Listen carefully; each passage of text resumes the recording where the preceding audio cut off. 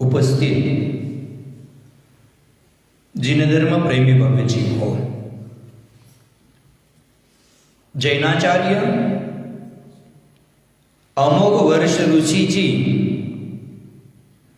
ग्रंथराज प्रश्नोत्तर रत्न मालिका के माध्यम से मनुष्य जीवन के विकास के बारे में चर्चा कर रहे हैं। और इस चर्चा के क्रम में आज आचार्य महाराज सवाल कर रहे हैं और जवाब दे रहे हैं। 14वीं गाथा और 14वीं गाथा में 4 सवाल उत्पन्न कर रहे हैं और 4 सवाल के 4 जवाब दे रहे हैं। कहते हैं किम दान मनाकांक्षा किम मित्रम यन निर्वर्तयति पापम को अलंकार शीलम किम वाचा मंडनम सत्यम। मैंने पहला सवाल किया, दान कौन सा है? आचार्य महाराज जी ने श्रावकों के लिए जो षड कर्तव्य बताए हैं उसके अंतिम चरण में दान कहा है। और दान हम लोग करते हैं, लेकिन दान कौन सा है? तो आचार्य महाराज कहते हैं अनाकांक्षा, माने जिस दान के पीछे कोई प्रत्युपकार की भावना नहीं, वही सच्चा दान कहलाता है।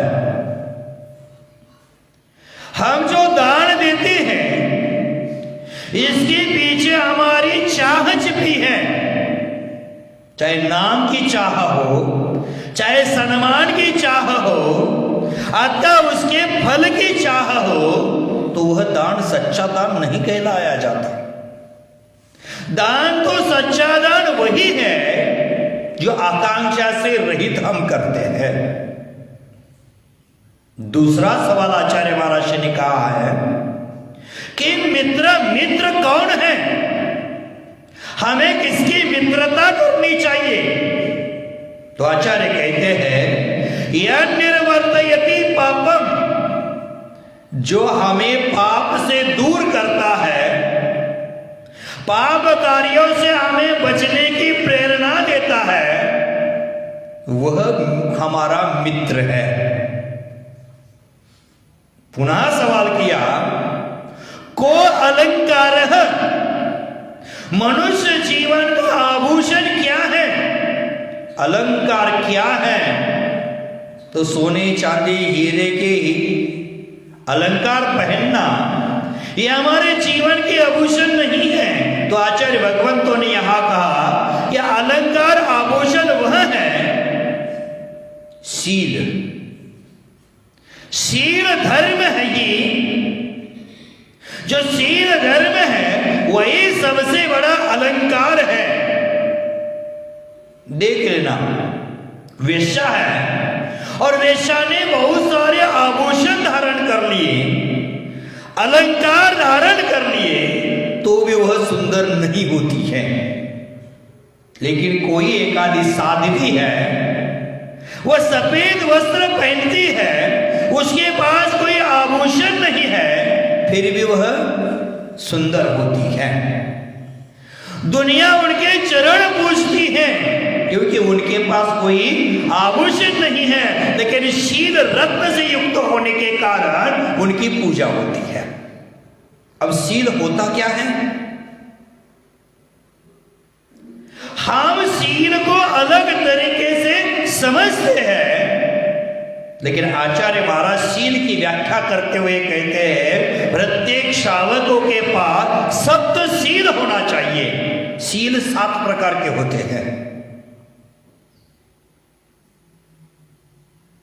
गुणव्रत और शिक्षा व्रत, इसको सप्त शील कहा गया है और श्रावकों के पास ये होना चाहिए। जो गुण व्रत होते हैं वो आत्मा के गुणों का विकास करते हैं और शिक्षाव्रत होते हैं वो साधु बनने की सीख देते हैं। अब गुण व्रत कौन से हैं, शिक्षा व्रत कौन से हैं? देश व्रत है, दिग व्रत है, अनर्थ दंड व्रत है, सामायिक प्रोषद उपवास आदि व्रत है, उसका हमारे जीवन में पालन होना चाहिए। आगे शील व्रत और सप्तशील के बारे में चर्चा आएगी, उस समय उसका व्याख्यान आपको विस्तार से किया जाएगा। तो यहां पूछा था कि को अलंकार आभूषण क्या है, तो शील धर्म ही सबसे बड़ा आभूषण है, सबसे बड़ा अलंकार है। तो बाद में चौथा और अंतिम सवाल इस गाथा का पूछा कि वाचा मंडनम, वचनों का आभूषण क्या है? हम बोलते तो बहुत हैं, लेकिन वचन का आभूषण क्या है? कौन से वचन सुंदर है, कौन से वचन सबको प्रिय लगते हैं, ऐसे कौन से वचन हैं जो बोलने से हम पाप से बच जाते हैं? तो आचार्य महाराज जी ने कहा सत्यम, वचनों का आभूषण सत्य है। पीछे सत्य के बारे में बहुत चर्चा हो गई है, पीछे उसके विषय के बारे में हमने समझ लिया है, फिर भी आचार्य महाराज पुनः समझा रहे हैं कि वचन का आभूषण है, सत्य है, वह वचन का आभूषण है, क्योंकि सत्य से ही वचन की शोभा होती है, सत्य से ही वचन शोभा को प्राप्त होते हैं। अन्यथा वह व्यक्ति मंडित नहीं खंडित हो जाता है। जिस प्रकार फूटा घड़ा होता है, फूटे घड़े की कोई वैल्यू नहीं होती है, कोई कीमत नहीं होती है, वो फेंकने के योग्य होता है।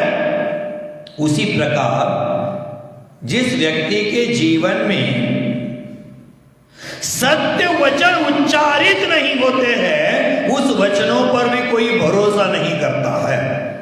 तो आचार्य महाराज ने कहा कि हमारे जीवन में चार बातों पर चर्चा करना है, इन चार बातों के बारे में समझना है, और उस समझने का प्रयास हमारा चलेगा आगे की कारिका में।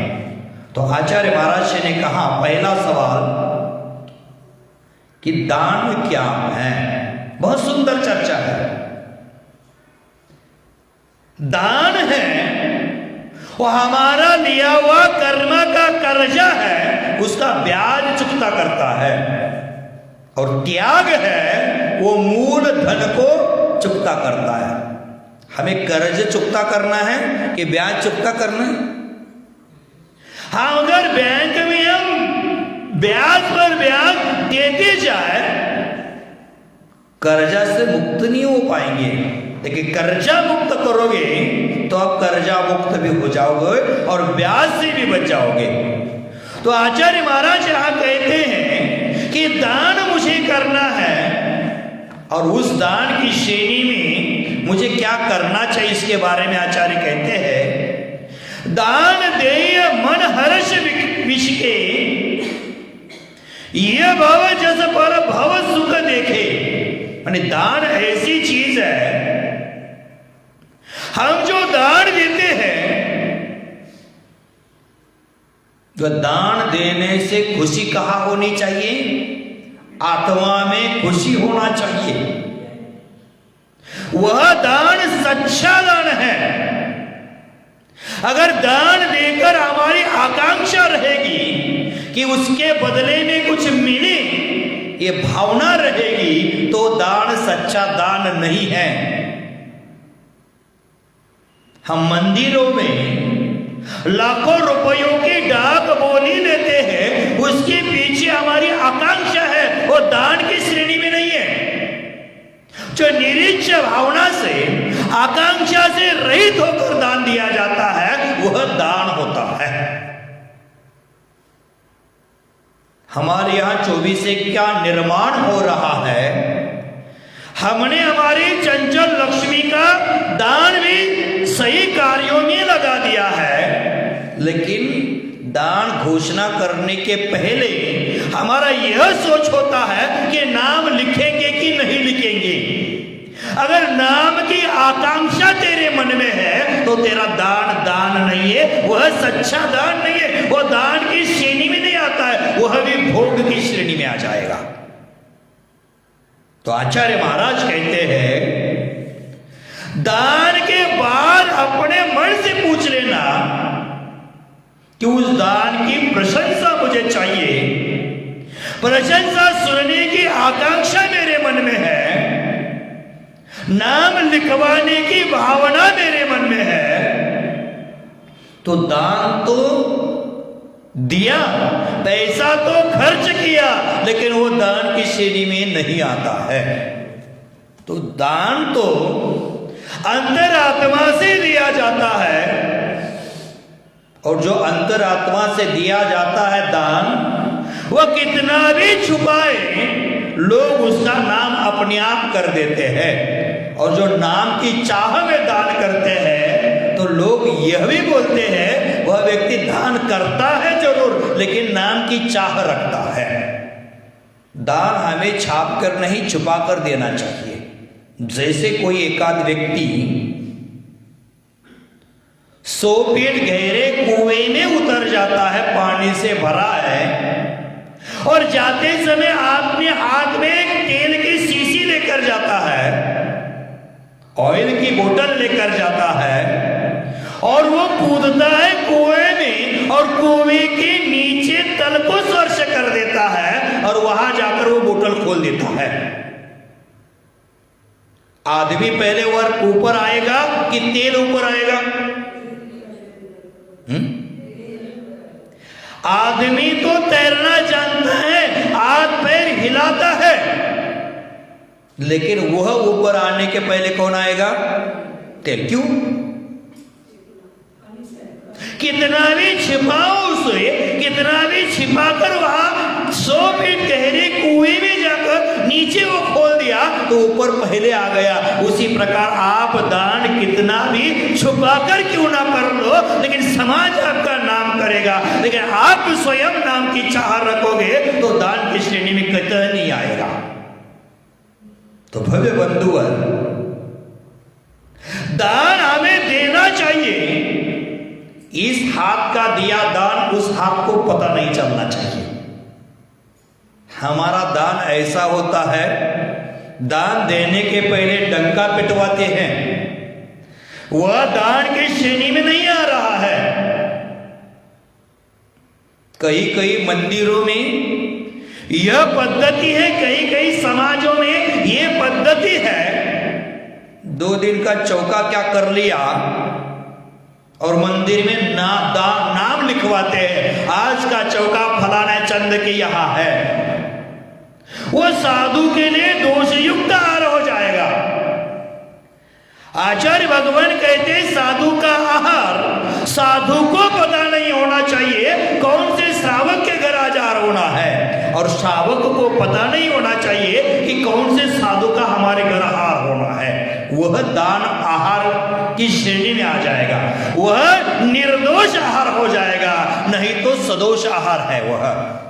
तो आचार्य महाराज कहते हैं दान तो दे दो, लेकिन इस हाथ का उस हाथ को पता नहीं होना चाहिए। महाभारत का प्रसंग आपको याद होगा। धर्म राजा भोजन करने बैठे थे और कोई भिक्षुक आया भिक्षा मांगने, तो बोलते बाद में आ जाना, कल सुबह आ जाना, दे देते थे। तब भीम नगाड़े बजाने लगा, उत्साह के साथ नगाड़े बजवाए तो संपूर्ण नगरवासी चिंतित हो गए कि अकाल में नगाड़ा क्यों बज गया, कि उसका भी कोई समय होता है, ये अकाल में नगाड़े क्यों बजने लगे हैं। धर्म राजा भी सोचने लगा कि कहीं पर की राजा ने आक्रमण तो नहीं कर लिया, अकाल में नगाड़े बजने का कारण क्या है। तो भीम से पूछा गया, तो भीम से पूछा रे अकाल में नगाड़े क्यों बज रहे हैं। तो वो कहने लगे कि भाई इसलिए नगाड़े बजवाने के लिए मैंने ही बोल दिया है क्योंकि आप अमर होने वाले हैं, मृत्यु को आपने जीत लिया है। तो बोला कैसे मृत्यु को मैंने जीत लिया? मृत्यु को कोई जीत नहीं पाता, और मृत्यु को जीतने वाला व्यक्ति है वो मरण को जीतता है। मरण को जीतने वाला व्यक्ति जन्म को जीतता है, तब मरण को जीत पाता है। हमारे भगवंतों ने जन्म को जीत लिया, पुनः जन्म नहीं हो रहा, इसलिए उनका मरण ही नहीं हो रहा है। तो धर्मराजा कहता है मैंने किसी मृत्यु को जीत लिया? तो बोला अभी अभी आप भोजन करने बैठे थे, कोई भिक्षुक आपको भिक्षा मांगने आया था, आपने कहा कल आ जाओ, तो इसका मतलब कल आप जीने वाले, इसकी गारंटी है? हमारे अंदर गई श्वास है वो कब बाहर आ जाएगी पता नहीं चलता है। तो तू कल तक जीने वाला है, इसका मतलब तूने मृत्यु पर विजय पाली है, इसलिए मैंने नगाड़े बजवा दिए। तब धर्मराजा जागृत हो गया और बोला अरे झूठा हाथ है तो क्या था, दूसरा हाथ तो मेरा खाली था, उस हाथ से मुझे दान देना चाहिए। दाहिने हाथ में, दाहिना हाथ कौन सा होता है? खाने वाला। मैं आज तक दाहिने और बाएं में कंफ्यूज हूं, मुझे पता ही नहीं चलता है दाहिना कौन सा है और बाया कौन सा है। मराठी में उजवा और डावा बोलते हैं, अंग्रेजी में लेफ्ट राइट बोलते हैं। जो राइट हाथ होता है उस हाथ से तो खाना खा रहा था और लेफ्ट हाथ में दान था, उस हाथ से देना था। अगर हम सोचते हैं लेफ्ट हाथ का दान दिया अच्छा नहीं होता है, राइट हाथ में लेकर दे, इस हाथ का दान इस हाथ में लेकर लेने तक हमारी भावना बदल जाए तो, इसलिए ये भी मत सोचो कि कौन से हाथ में दान है, भाव आया तो तुरंत दे देना।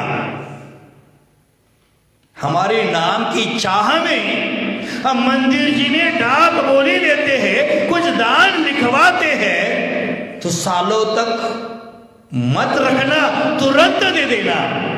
हम क्या करते हैं, आज लिखा हुआ दान सालों तक रखते हैं, और कोई मंत्रिमंडल मांगने आया तो बोलते उसने दिया क्या, वो देगा तो हम देंगे। ये दान की श्रेणी में नहीं आता है। अथवा जो दान है इस हाथ का उस हाथ को पता नहीं चलना चाहिए, ऐसे जाकर चुपचाप से दान देना चाहिए, लेकिन हम नाम की चाह रखते हैं। जैसे नींबू है और नींबू को निचोड़ कर उसका रस निकाला जाता है, उसी प्रकार हमसे निचोड़ कर दान लिया जाए तो दान थोड़ी है वो। दान तो खुशी से दिया जाता है, आत्मा में आनंद हो जाए वह दान है। नहीं तो मंत्रिमंडल हमारे चौकट पर 10 बार आए फिर हम दान देते हैं तो नींबू का निचोड़ कर रस निकालने जैसा है। हमें दान देना है, हमें पुण्य करना है, तो मंत्रिमंडल को दरवाजे तक आने की नौबत नहीं पड़नी चाहिए। वह हमारे घर तक आने के पहले हमारा लिखा हुआ दान मंदिर जी में जमा करना चाहिए, वह दान होता है। भव्य बंधु, आज हम लाख रुपए का दान कहते हैं और मंत्रिमंडल को 10 बार घर तक आने के लिए मजबूर करते हैं। वो कहाँ का दान है, वो कौन सा दान है? जैसे हमारे घर में द्रव्य है और वह छीनने के लिए चोर आता है, डाकू आता है, उचक्का आता है, हमारे मस्तक पर माथे पर पिस्तौल रखता है, हमें डराकर धमकाकर हमारा पैसा लेकर जाता है, तो दान नहीं है। डर भय से धमकाकर मैंने पैसा दिया है, वो मैंने मन से नहीं दिया है, मैंने हृदय की उदारता से नहीं दिया है, मैंने आत्मा आनंद के साथ नहीं दिया है, वो पिस्तौल के भय से दिया है। उसी प्रकार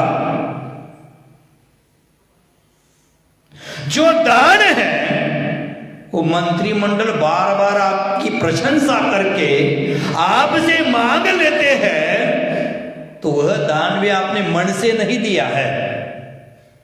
हमारा दान है वह स्वयं के द्वारा करना चाहिए। वहां डाकू चोर होकर ने अपने माथे पर पिस्तौल रखी थी, इसलिए धन दिया, और यह मंत्रिमंडल ने पीछे तगादा लगा दिया, इसलिए मैंने धन दिया। वो दान दान नहीं है।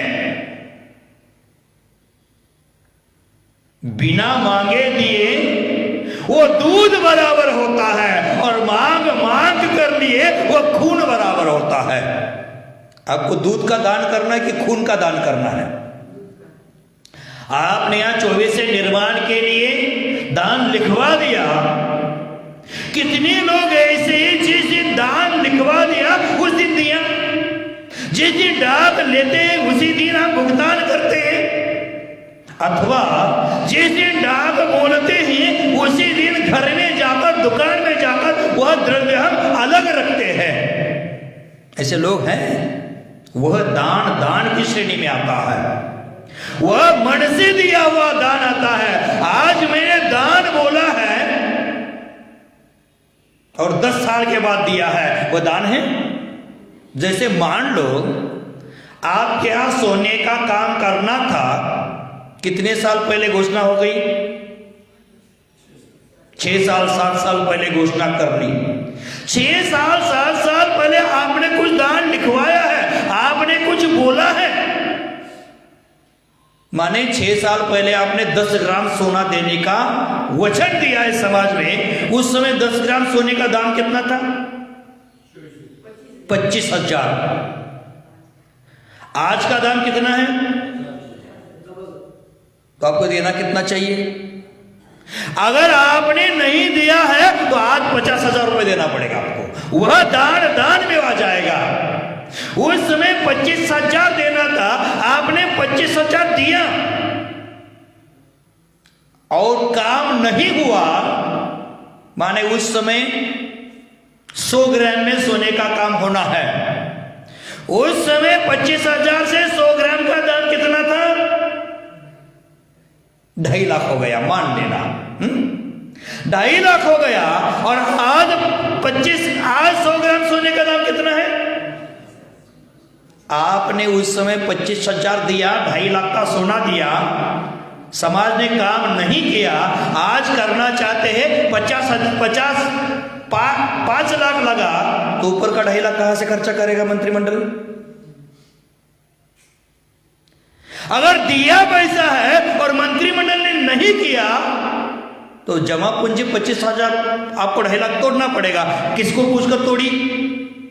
समाज का पैसा है, उसको भी सोचना जरूरी है कि कौन सा। इसीलिए जो काम समाज में घोषित होता है उस काम को तुरंत निपटाना चाहिए, नहीं तो दान लिखवा कर रखना अच्छी बात नहीं होता है।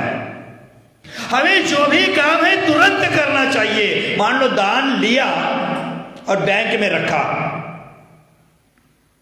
बैंक वाला अपने पास नहीं रखेगा, वो क्या करेगा? उसका ब्याज से किसी ना किसी को दे देगा, और ब्याज से किसी ना किसी को दे देगा। किसके लिए देगा? बूचड़ खाना खोलने के लिए दे सकता है, शराब की दुकान खोलने के लिए दे सकता है, पोल्ट्री फार्म खोलने के लिए दे सकता है। तो हमने जो मंदिर का पैसा बैंक में रखा वो किस काम में लगा? गलत काम में लगा। उसका भी सूक्ष्म पाप आपको भोगना पड़ेगा। इसीलिए हम जो गलती करते हैं, भरा है उसमें भरते हैं। इससे अच्छा खाली को भरना चाहिए आपको। खाली को भरो, जहां जरूरत है वहां दे देना। ये कहेंगे तो ये आपको अच्छा नहीं लगेगा, समाज के श्रेष्ठी लोगों को अच्छा नहीं लगेगा, लेकिन जो सत्य है, सही है, उसका व्याख्यान करना भी जरूरी होता है। हमारा शरीर इतना सुंदर है, शरीर को फाड़ना किसी को अच्छा नहीं लगता, शरीर को स्टिच लगाना किसी को अच्छा नहीं लगता, लेकिन पेट में गांठ हो गई है तो फाड़ना तो पड़ेगा। बिना फाड़े पेट के गांठ बाहर नहीं निकाल सकते।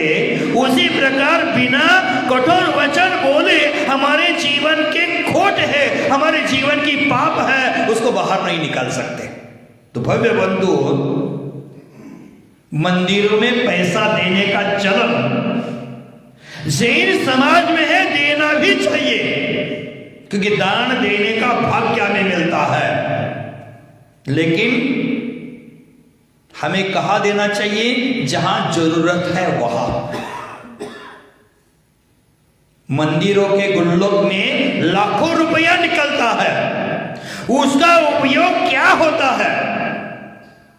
क्यों हम वहां का पैसा क्या कर रहे हैं? ठीक है भाई, मंदिर में पूजा प्रक्षाल करना है, मंदिर की रखरखाव करना है, रिपेयरिंग करना है, मंदिर का बिजली बिल हो, स्टाफ हो, उसका भुगतान करना है, वो तो समझ में आता है, वो तो आवश्यक है। लेकिन बाकी पैसा जाता कहां है? करते क्या है? बाकी जो पैसा है वो हम बैंक में रखते हैं। कहते हैं व्यावहारिक जीवन में तो हुंडियों के माध्यम से पैसा इधर उधर जाता है। यदि मंदिर में ऐसी व्यवस्था बना दी जाए कि मंदिर के गुल्लक का पैसा है, उसका उपयोग मंदिर के प्रक्षालन हो, अभिषेक हो, पूजन हो, रख रखाव हो, उसमें लगाए, और बचा हुआ पैसा है जिस मंदिर में व्यवस्था नहीं है वहां भेजे, तो क्या हो जाएगा? अच्छा हो जाएगा। यह पैसे का सदुपयोग है। लेकिन आज भारतवर्ष में ऐसी कितनी समाजें हैं कि जहां पूजा की व्यवस्था नहीं बन पा रही है, और हमारे यहां इतना पैसा पड़ा रहता है कि बैंकों में रखना पड़ता है। तो भव्य बंधुवर, यदि ऐसी व्यवस्था बना लेते हैं तो ये अच्छी चीज है। अथवा हमारे पास ज्यादा पैसा लोकोपकार में लगाओ, लोक कल्याण के कार्य में हमें लगना चाहिए।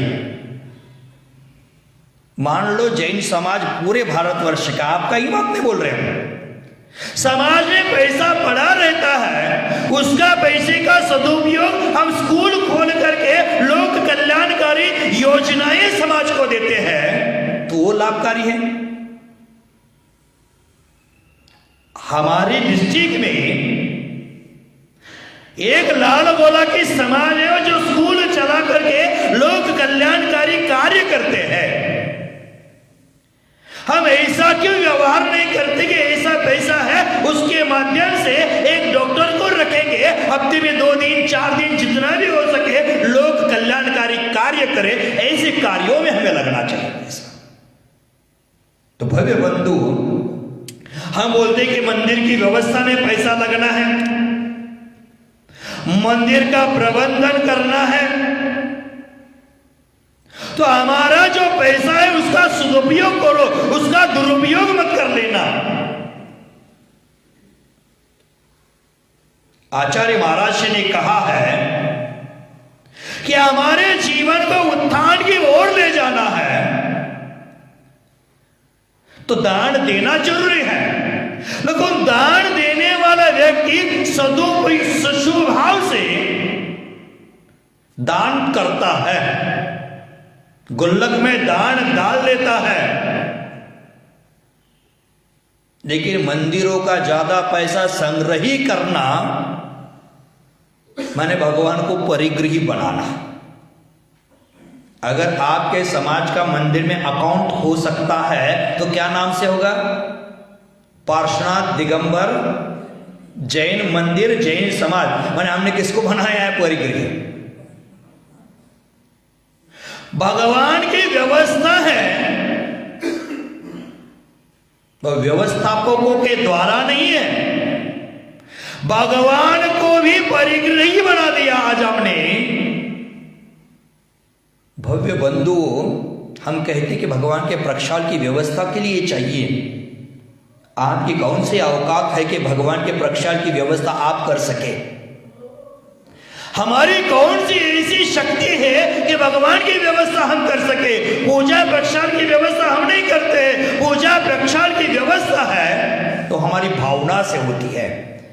हम पूजा प्रक्षाल व्यवस्था के लिए चंदा इकट्ठा करके रखते हैं इसका मतलब आपका आपकी भावी पीढ़ी पर भरोसा नहीं है कि वो प्रक्षाल कर नहीं पाएंगे। ये आज से मैंने तय कर लिया है और उसकी व्यवस्था के लिए मैंने पैसा इकट्ठा करके रखा है। भगवान की पूजा तो श्रद्धा से होती है, और जिस दिन श्रद्धा खत्म हो जाएगी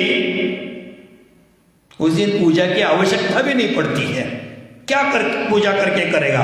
माने पूजा करना है, श्रद्धा से करना है। भव्य बंधु, जो सूक्ष्म पाप हो रहा है उस पाप के भागी हम भी बन रहे हैं। पूज्य और पूजक का संबंध तो केवल श्रद्धा से होता है, इसलिए कल की चिंता मत करो। भगवान तो कहते हैं कल की चिंता मत करो। कल की चिंता कौन करता है? जिसके पास बाल बच्चे हैं, भरा पूरा परिवार है, वो सोचता है कि कल के लिए कुछ होना चाहिए, भविष्य के लिए कुछ होना चाहिए। भाइयों, भगवान के बाल बच्चे नहीं है, उनका कोई परिवार नहीं है, तो उनके भविष्य की आपको चिंता करने की क्या पड़ी है? हम हमारे बाल बच्चों की भविष्य की चिंता करते हैं तो हम समझ सकते हैं, लेकिन उनके भविष्य की चिंता आपको क्या करना है, वो करने की आवश्यकता नहीं है। तो हमारे लिए आचार्य भगवंतों ने कहा है दान ऐसा करना चाहिए जो कांक्षा से रहित हो, आकांक्षा से रहित हो। ऐसा दान दान की श्रेणी में आता है, नहीं तो मांग मांग कर लिया हुआ दान और नींबू निचोड़ कर लिया निकाला हुआ रस समान है। तो आचार्य भगवान कहते दान वास्तव में आत्मा से होना चाहिए, कि दान करते हैं तो उस समय इस हाथ का उस हाथ से भी पता नहीं चलना चाहिए। आज दान के माध्यम से हमें पुण्य कमाने का अवसर आता है, हम दान देते हैं, लेकिन दान को देकर भूल जाना अच्छा होता है। दान को देकर भूल जाना अच्छा होता है। हम मंदिर जी में कोई दान देते हैं, पीढ़ी दर पीढ़ी उसको याद रखते हैं। मान लो 24 का निर्माण हो रहा है, श्री जी विराजमान कर रहे हैं, कौन कौन भूलेगा मैंने श्री जी विराजमान किए हैं? मेरे बेटे को बता देगा, बेटा बताएगा, पोता बताएगा, मेरे दादाजी ने श्री जी विराजमान कर दिए हैं। ये दान नहीं, दान देकर दान को भूलना चाहिए। हाँ, प्रेरणा करने के लिए मेरे दादाजी ने दान किया है, स्वयं प्रेरणा करने के लिए ठीक है कि दादाजी परदादाजी इतने धर्मात्मा थे, मुझे भी धर्म के पद पर चलना है, इसलिए याद रख रहा है तो अच्छी बात है। लेकिन अपने नाम के लिए, अहंकार के लिए दान याद रख रहा है तो दान की श्रेणी में कहां आएगा? तो आचार्य महाराज कहते हैं कि दान देकर भूल जाना अच्छा है। हम दान देकर भूलते क्यों नहीं? हम प्रवचन की अच्छी अच्छी बातें तुरंत भूल जाते हैं, स्वाध्याय में कुछ पढ़ा है हम भूल जाते हैं,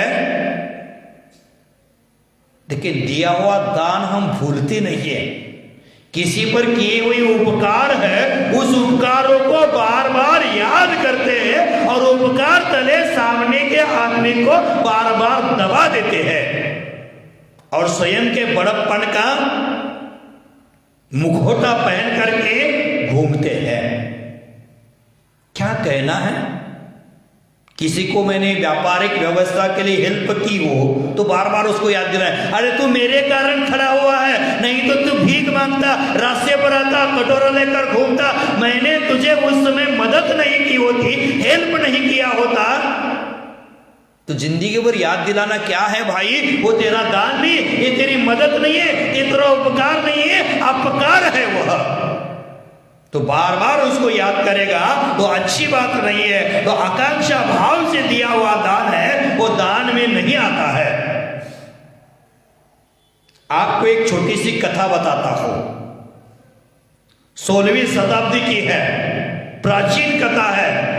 और 16वीं शताब्दी में मध्य प्रदेश में पन्ना जिला है, और पन्ना जिला में एक राजा राज्य करता था बहुत धर्मात्मा था, श्रद्धालु था, पवित्र मन वाला था। उसका नाम था अमान सिंह। उसके पिताजी का नाम था छत्रसाल। और जिस दिन राजा छत्रसाल ने कुंडलपुर के मंदिर का जीर्णोद्धार कराया,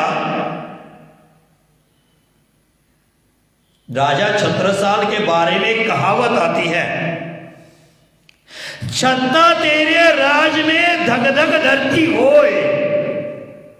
छत्ता तेरे राज में धक धक धरती होए, जहां जहां घोड़ा पग धरे तहा तहा हीरा होए। मैंने छत्रसाल के राज्य में यह धरती मान लो धक धक करती थी, जहां जहां घोड़ा पग के माने घोड़ा दौड़ते समय जहां जहां पैर रखता है वहां वहां हीरा निकलता था, हीरे के खदान वहां निकलते थे। ये 16वीं शताब्दी की बात है। कहते हैं कि पन्ना जिले के आसपास हीरे के खदान थे, हीरे निकलते थे। तो छत्रसाल राजा का पुत्र अमान सिंह बड़ा उदार हृदय वाला था, बड़ा विशाल अंतःकरण उसका था। कोई भी व्यक्ति उसके दरवाजे पर जाता तो खाली हाथ पीछे लौट कर नहीं आता। अगर कोई गलती से उसके शरीर के आभूषण वस्त्र आदि भी मांग ले तो तुरंत उतार कर दे देता था। देखो, ऐसा कोई भिखारी नहीं हो सकता कि सामने वाले के वस्त्र आभूषण मांग सके, लेकिन गलती से कोई मांग भी ले तो वो उतार कर देता था। देने में कभी हिचकिचाता नहीं था। तब उसकी मां और मां को भी अपने बेटे का यह गुण अच्छा लगा, क्योंकि हमें पुत्र ऐसा उत्पन्न करना चाहिए कि जो दाता हो, जो वीर हो, ऐसा पुत्र उत्पन्न करना चाहिए। तो माता उसके ये उदार चित्त गुण से संतुष्ट थी। लेकिन वो कभी कभी उसको ये भी कहती थी, तो मात्र दिन रात दान देने में लगता है, याचकों की इच्छा पूर्ति में लगता है, उसके साथ साथ थोड़ा राजपाट पर भी ध्यान दिया करो, राजपाट भी देखा करो। लेकिन उसकी संतुष्टि राजपाट में नहीं थी, दुखितों का दुख दूर करने में, पीड़ितों की पीड़ा दूर करने में, दूसरी के पीड़ा को स्वयं की पीड़ा समझने में उसको संतुष्टि थी। तो एक दिन मां और बेटा बात करने बैठे, गपशप चल रही थी, महल के आंगन में बैठकर चर्चा कर रहे थे, वार्तालाप कर रहे थे। तो मां ने बेटे से कहा, बेटा, जो सामने दूर पर्वत दिख रहा है, मदार टुना उस पर्वत का नाम था, वो पर्वत दिख रहा है, और अगर तुझे कोई इतना सोने का पर्वत भी दे दे तो तुझे बांटने में कितना समय लगेगा? आप कल्पना करो, एवरेस्ट पर्वत है 29,000 किलोमीटर, और उतना पर्वत जितना आपको कोई सोना दे देता है और बांटने के लिए कहता है तो कितना समय लगेगा? जिंदगी निकल जाएगी। थोड़ा सोना नहीं हो, बांटने के लिए कितना समय लगेगा? तो राजा पूछ लेते हैं अपनी मां से कि मां, मैं आपके साथ सत्य बोलूं कि झूठ बोलूं? तो कौन सी मां चाहेगी कि अपने बच्चे के मुख से झूठ वचन निकले? मां बोलती है, झूठ नहीं बेटा, सच सच बोल देना। ये पूरा सोने का पर्वत तुझे बांटने में कितना समय लगेगा? 1 महीना, 2 महीना, 4 महीना, 6 महीना, साल, 2 साल, 10 साल, कितना लगेगा?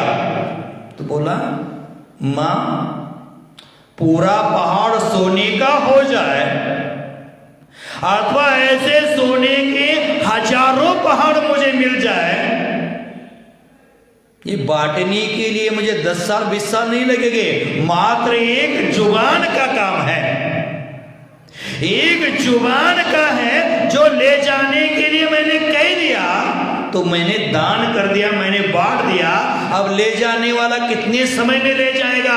1 साल, 10 साल, 100 साल में ले जाएगा, वो ले जाने वाले की चिंता है। लेकिन मेरे लिए दान देने के लिए कितना समय लगा? एक जुबान मात्र देना था, उतना मुझे दान देने के लिए समय लगा। अब दान ले जाने वाला कितने समय तक ले जाए, ये उसकी बात है। कितना विशाल हृदय था उस राजा का, कितना बड़ा दिल था। और हमारे पास कोई चीज हो और कोई हमसे कहे कि दान दे, तो हमारे हाथ कांपते हैं, देते समय पसीना छूट जाता है, हमारे हाथ कांपते हैं। तो आचार्य भगवान कहते हैं दान देते समय व्यक्ति की भावना उत्कृष्ट होना चाहिए। कहते हैं शीन पुण्य विनश्यति विचारम, जिसका पुण्य क्षीण है उसके विचार क्या हो जाते हैं? क्षीण हो जाते हैं। दान देने की भावना नहीं होती है। हम सोचते हैं हम ऐसा करेंगे, हम वैसा करेंगे, हम ये करेंगे, वो करेंगे, लेकिन वह जीवन में कुछ करता ही नहीं है। भव्य बंधु, प्रत्येक व्यक्ति के जीवन में यह सोच होना चाहिए कि मैं मेरे जीवन में एक परमात्मा का छोटा सा मंदिर जरूर बनाऊंगा। यहां बैठे हुए व्यक्ति है, उनके किसके मन में यह भाव आता है कि मैं मेरे जीवन में एक परमात्मा का छोटा सा मंदिर जरूर बनाऊंगा? हमारी सोच यह होती है कि एक फैक्ट्री की 10 फैक्ट्री बना देंगे, एक दुकान के 10 दुकान बना देंगे, एक गाड़ी की 10 गाड़ियां बना देंगे। ये तो हम बहुत बार सोचते हैं, लेकिन जीवन में ऐसी कभी सोच नहीं आती कि मैं एक दिन मेरे जीवन में एक छोटा सा मंदिर जरूर बनाऊंगी। महिला चाहे तो वो भी कर सकती है। आज के महिलाओं का वही गीत गाना होता है कि हमारे हाथ में क्या है, दुकान की चाबी तो उनके पास है। ये सोचने से कुछ नहीं होगा। महिलाएं चाहे तो भी मंदिर बना सकती है। आप कभी जबलपुर गए होंगे और जबलपुर में विशालकाय मंदिर है, जहां कर्णवती का महल था, वहां आज जिन मंदिर बने हुए हैं। कौन सा स्थान? जोर से बोलो, जोर से बोलो, जोर से बोलो। पिसनहारी मड़ियाची, मानी मड़ियाची महिला का नाम है, और पिसनहारी आटा पिसने वाली। उस महिला का संकल्प था कि मैं मेरे जीवन में एक जिन मंदिर जरूर बनाऊंगी। और वो जिन मंदिर बनाने हेतु क्या करती थी? दूसरे के घर में जाकर आटा पिसवाती थी।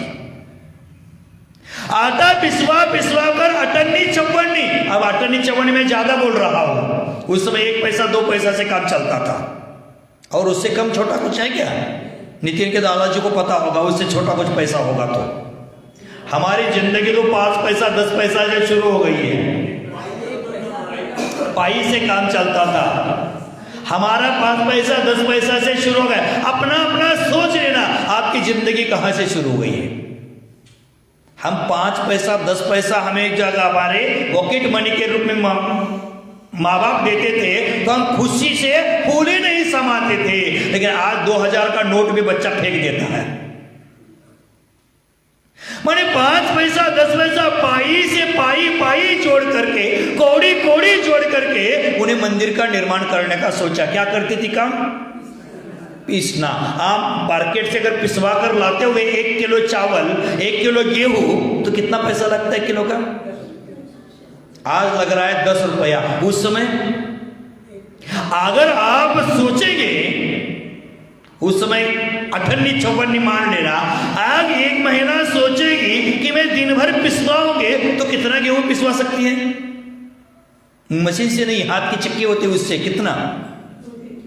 2-3 किलो, 5 किलो। 5 किलो का उस समय मिलता होगा 1 रुपया, मान लेना उससे कम मिलता होगा 1 रुपया। तो मंदिर बनाने में कितना खर्चा आएगा, कितना पैसा, कितने दिन तक उसको करना पड़ा होगा काम? फिर भी वो पैसा जोड़ती गई। अब मंदिर निर्माण के लायक उसके पास पैसा बना तो एक दिन उसके पाप कर्म का उदय आया, अशुभ कर्म का उदय आया। इतना श्रम करके उन्होंने पैसा कमाया, वो पूरा पैसा चोरी हो गया। मंदिर बनवाने की तो भावना पुनः वो छुटी, हारी नहीं। हार उसके जीवन में उसने मानी नहीं। पुनः पैसा इकट्ठा कर दिया, पुनः पैसा जोड़ दिया और मंदिर का निर्माण कर दिया। मंदिर बन गया और वह मंदिर हजारों साल के लिए जीवित हो गया। वो मंदिर का निर्माण उस मां ने 450 साल पूर्व में बनाया था। तो उस समय उसकी भावना, उसके मन में जो भाव आए थे, वो कितने तीव्र पुण्य का उदय होगा तब उसके मन में भाव आए थे कि मंदिर बनवाना है। हमारे पास लाखों करोड़ों की प्रॉपर्टी है, फिर भी हमारे मंदिर बनवाने के भाव नहीं बनते हैं। अगर कभी बनवाने के भाव भी बन गए तो क्या है, नाम की चाह है, सम्मान की चाह है, माला की चाह है, टीका की चाह है, आकांक्षा है, तो वह दान की श्रेणी में कभी नहीं आएगा।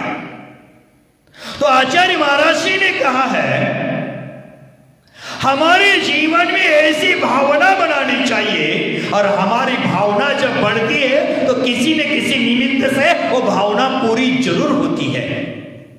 उस भावना को पूरा करने का प्रयास हमारा होना चाहिए। भावना भाते जाओ। हम भावना क्या भाते हैं? लड़का बड़ा हो जाता है तो लड़के के हाथ पीले करना है, लड़के की शादी करना है। हम मंदिर जी में आते हैं और भावना मांगते हैं कि मेरा शरीर स्वस्थ रहे, मेरी दुकानदारी अच्छी चले, मेरी फैक्ट्री बढ़ती रहे, मैं समाज में इतना धनवान बनूं, मेरी समाज पर बात चले, समाज पर मैं अधिकार चला सकूं, ये भगवान के मंदिर में आकर मांगते हैं। तो होवे बंधु, यह भावना मत रखो। भावना रखो जीवन में कि मैं कोई ना कोई ऐसा विशाल कार्य करूंगा जो लोक कल्याणकारी हो, जगत हितकारी हो। ऐसी बात हमें करना चाहिए, ऐसा विचार हमें करना चाहिए।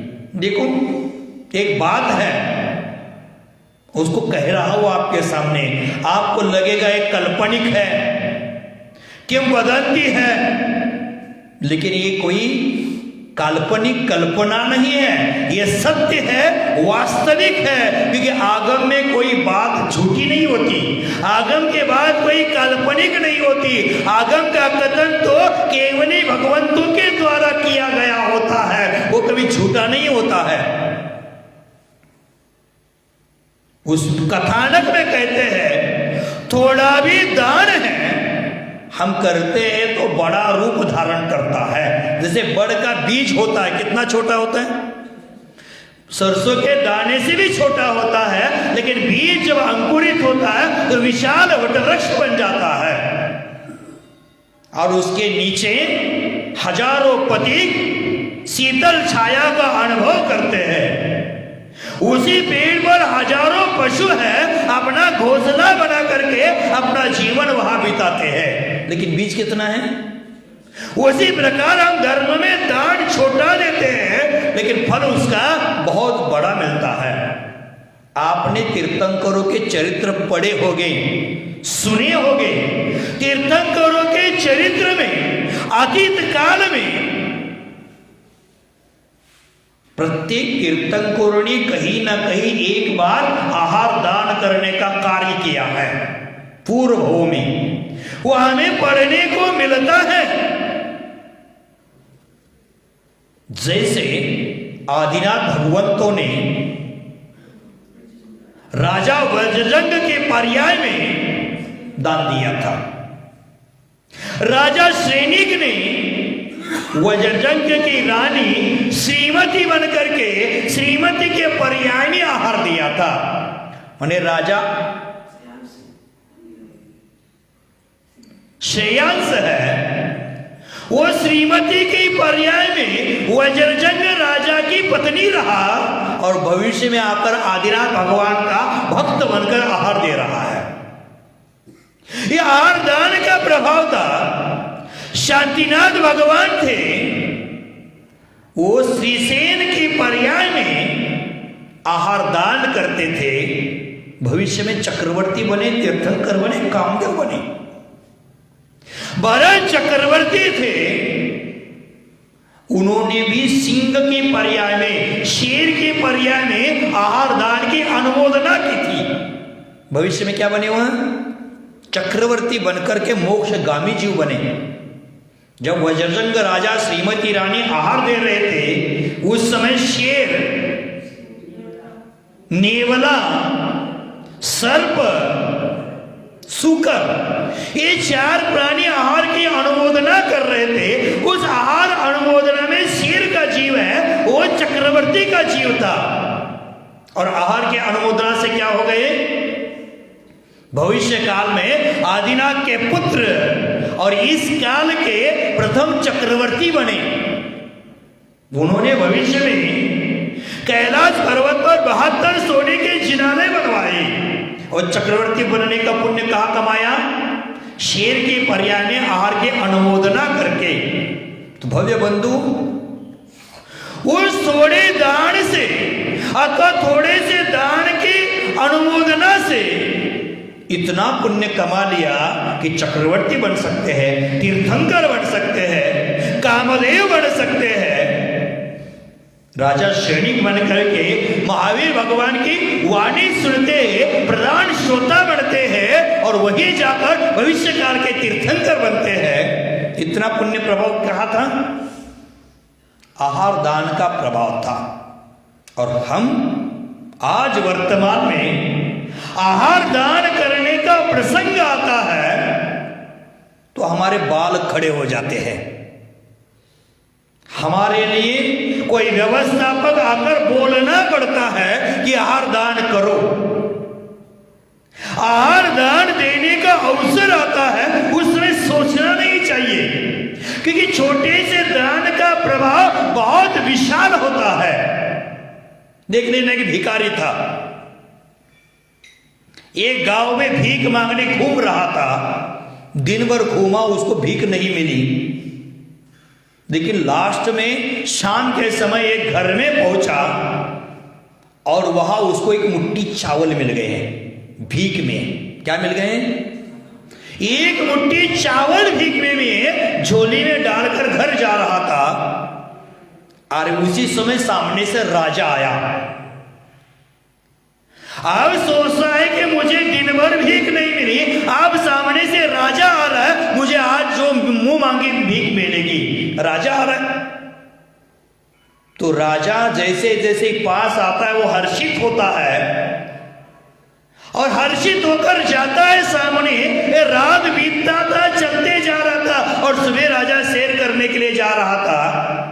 आपकी भाषा में मॉर्निंग वॉक, लेकिन उसका मॉर्निंग वॉक नहीं था, रथ वॉक चल रहा था। रथ में बैठा जा रहा था अपनी सेना के साथ। जैसे जैसे भिखारी पास आया, राजा अपने रथ से नीचे उतरकर उस भिखारी की ओर चलने लगा। भिखारी की ओर राजा चलने लगा तो भिखारी हर्षित हो गया, अरे मेरी ओर राजा आ रहा है, माने मेरा भाग खुल गया, मुझे जो मांगेगा मिलेगा। और जैसे जैसे राजा पास आया, भिखारी पास आया और राजा ने अपना मुकुट उतार दिया, जमीन पर रखा और अपना सिर है वो भिखारी के चरणों में रखा नमस्कार करने हेतु। माथा टेका, प्रणाम किया। तब सब आश्चर्यचकित हो गए, सबको चिंता हो गई, राजा क्यों झुक रहा है। तब राजा उसको बोलता है कि मुझे भीख दे देना। किसको मांग रहा है? भिखारी को भीख मांग रहा है, क्योंकि राजा को राज्य के ज्योतिषी ने कहा था सुबह पहला जो व्यक्ति तुझे मिलता है, जो जिसे तू पहचानता नहीं है, उससे भीख मांग लेना, तुझे राज्य में कभी कभी नहीं होगी। अब तो भिखारी सोच रहा है कि मैं तो जिंदगी भर भीख मांगता हूं, लेकिन आज दान करने का अवसर आया है मुझे। भिखारी को दान करने का अवसर आता है और वो भी किसको? राजा को। माने मेरी कितनी सराहना होगी, मेरा कितना नाम होगा, ऐसा सोचता है और झोला में हाथ डालता है। किस लिए? चावल निकालने के लिए। मुट्ठी भर चावल लेता है हाथ में और सोचता है मुट्ठी भर पूरा चावल दे दूंगा तो मेरा परिवार कैसे चलेगा, मेरे परिवार के लिए भी कुछ चाहिए। ऐसा सोच करके थोड़े थोड़े दाने छोड़ता है और मात्र हाथ में अंतिम बचता है एक ही चावल का दाना। एक ही चावल का दाना राजा के हाथ में देता है। राजा खुशी के मारे नाचता है, फूला समाता नहीं कि मुझे भिक्षा मिल गई, इसका मतलब मेरा राजकोष कभी खाली नहीं होगा, क्योंकि राज ज्योतिषी ने बताया है। ठीक है, राजा अपने मार्ग से निकल गया, भिखारी अपने मार्ग से निकल गया। घर में पत्नी है, पत्नी झोला का चावल निकालती है, चावल सफाई करने के लिए निकालती है और चावल चुग रही, क्या बोलते हैं आप, चावल चुनने का कार्य कर रही थी, तो उसमें एक चावल सोने का था। तो सोने का चावल देकर पत्नी हर्षित होती है और बोलती है आज आपको किसने भिक्षा दी है, सोने का चावल इसमें है। तो वह बीता घटनाक्रम बताता है। तो पत्नी वह चावल पुनः झोले में डाल देते, जाओ पूरा चावल राजा को देकर आओ, पूरा चावल सोने का हो जाएगा। तो भिखारी कहता है आप समय तो निकल गया, एक चावल का दाना मैंने दान किया था तो मेरी झोले में एक सोने का चावल बना था। अगर मैं उसी समय पूरा चावल दे देता तो पूरा मुट्ठी भर सोना चावल हो जाते सोने के। तो भिखारी को मुट्ठी भर सोने के चावल मिलते तो उसको तो करोड़पति बनने जैसा लग जाता। लेकिन उस समय वो हिचकिचाया और दिया कितना, एक दाना। तो चावल का कितना दाना सोने का होया। उसी प्रकार हम दान देते समय अगर हिचकिचाकर थोड़ा देते हैं तो हमारा क्या हो जाएगा, भाग उतना ही खुलेगा। जैसे हम दान करते हैं मंदिर जी में, ठीक है आप लोगों ने डाक बोली को दान समझा है, लेकिन दान नहीं है वो, उसका भोग है, भोग। धर्मात्मा व्यक्ति कभी डाक बोली के पीछे नहीं लगता है, दान देना है इस हाथ का उस हाथ को भी पता नहीं चले, इस प्रकार से दान देता है। आपने उसका भोग लिया है, वो डाक बोली दान नहीं, लेकिन आपने मान लिया है दान की श्रेणी में आता है, तो ठीक है। आप डाक बोली हाँ चलती है तो मन घर से भाव बना कर आते हैं 1 लाख रुपए मुझे आज दान करना है, शांति धारा की डाक लेना है। तो 1 लाख दान करने की भावना आई है तो 10,000 से शुरू क्यों कर रहे हो? 10,000, 15,000, 18,000, 20,000, 21,000, माने झोले में मुट्ठी भर दाना, माने 1 लाख रुपए है, उसमें 10,000, 12,000, 15,000 करते करते जाओगे और आपका डाक आपको मिल गया 25,000 में, तो आपका सोना कितना हो गया? तो सोचने वाली बात है कि जिस प्रकार से भावना भाते हैं, जितनी विशुद्धि के साथ दान देते हैं उतना फल हमें ज्यादा मिलता है। तो दान करते समय हमारी भावना कैसी चाहिए? आहार दान भी हंसी मजाक में मत करो, हमारी जिम्मेदारी है, हमारे पास चुटकी भाभी आई है इसलिए चौका करना है, ये मत समझो। हमारा चौका उत्साह के साथ होना चाहिए, परिणामों की विशुद्धि के साथ होना चाहिए। नहीं तो आपने द्रव्य दान भी किया लेकिन उसका फल नहीं मिलेगा, जबरदस्ती हो रहा है। तो हमारा कैसा होना चाहिए?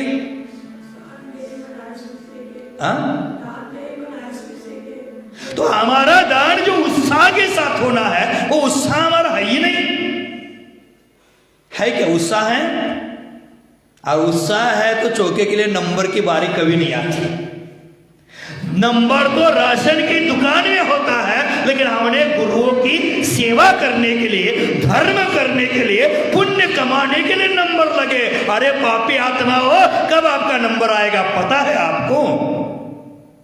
पुण्य कमाने का मौका जब भी मिलता है उस समय कमाना चाहिए, क्योंकि यह अवसर बार बार नहीं मिलता है। आज वर्तमान में लोग समाज को जीवन कराने में लाखों रुपया खर्चा करेंगे क्योंकि वहां हमारा स्टेटस है। पिकनिक पार्टी के लिए लाखों खर्चा करेंगे, लेकिन चौका करना है तो बोलेंगे कि पानी कौन भरेगा। अरे पाप का घड़ा इतना जिंदगी भर भर रहे हो और पाप का घड़ा भरते समय आज तक मैंने कभी नहीं सोचा, लेकिन साधु के लिए आहार बनाना पड़ेगा, चौका चौथ का बनाना पड़ेगा। उस समय सोचता है कि कुएं का पानी कौन भरेगा।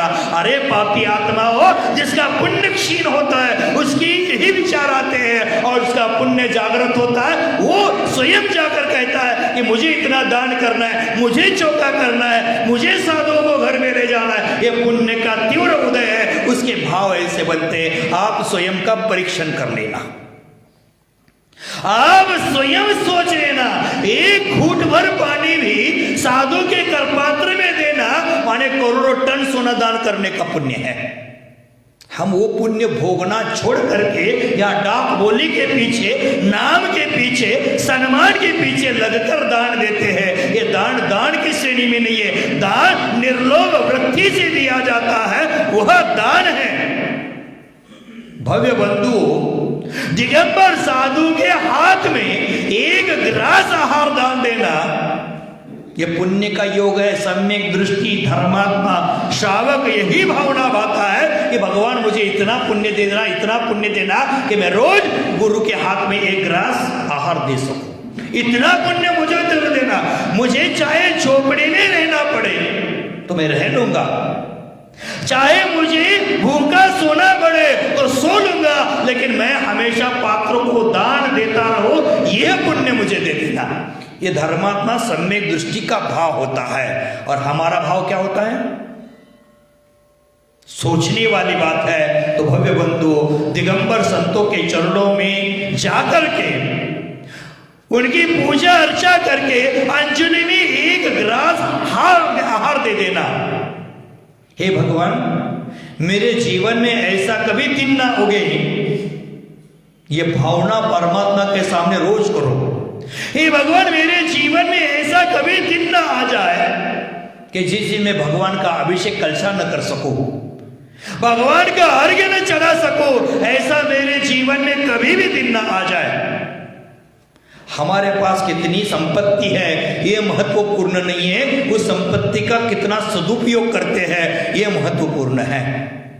आज हम कबीरदास का दोहा याद करते हैं, बोलते हैं साही इतना दीजिए जामे कुटुंब समाए, मैं भी भूखा ना रहूं, साधु ना भूखा जाए। अब बताओ इसमें से भूखा कौन कौन है? सबके पास पेट भरने जितना मिला है, साधु का पेट भराने जितनी हमारे पास प्रचुर संपत्ति भी है, लेकिन हम क्या कर रहे हैं? ये बात प्रवचन जी में बोलने की नहीं है, फिर भी आपको समझा रहा हूं।